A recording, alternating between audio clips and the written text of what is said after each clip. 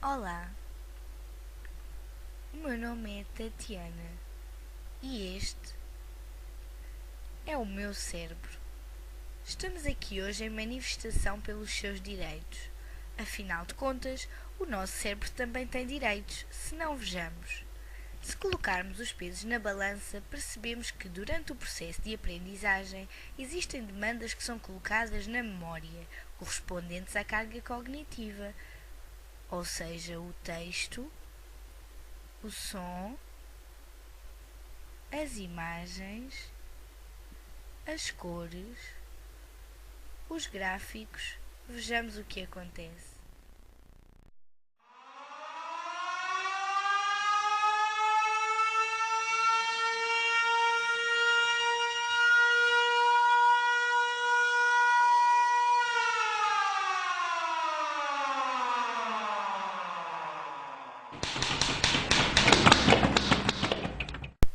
Isto dá-se quando o volume da carga é relativamente superior à capacidade da compreensão humana, mas quando estas duas variáveis estão em sintonia e o volume da informação é compatível com a compreensão humana, a aprendizagem é normalmente bem-sucedida.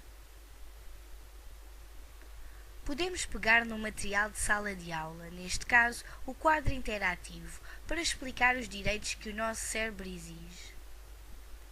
Em relação ao texto, é muito importante que se evite uma apresentação com base no que está a ser escrito e que se utilizem mensagens curtas. Quando o assunto são imagens e gráficos, é realmente importante que se aposte neste meio de comunicação, pois mais de metade daquilo que sabemos é a partir da informação visual. É fundamental a junção de texto e imagens.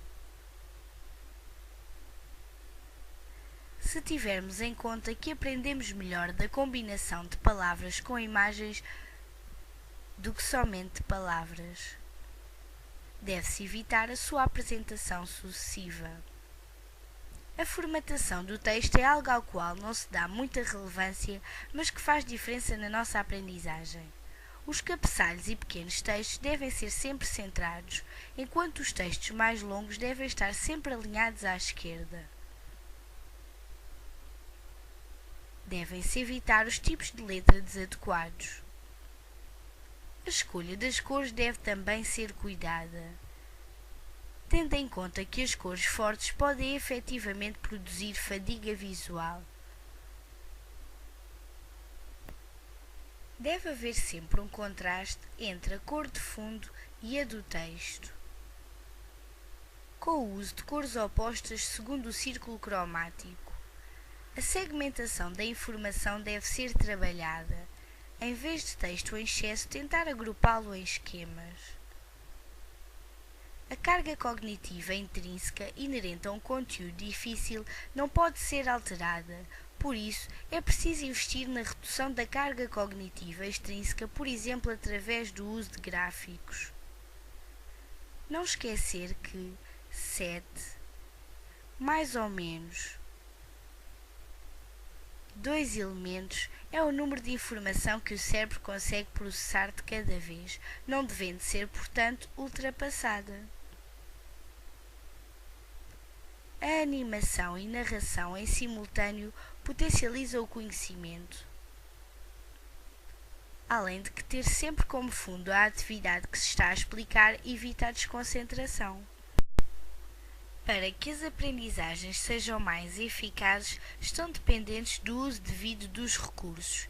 É sem dúvida difícil ensinar alguém a dedicar menos esforço cognitivo às atividades, mas é relativamente fácil exibir informação de uma maneira consistente e também transparente. O nosso cérebro agradece.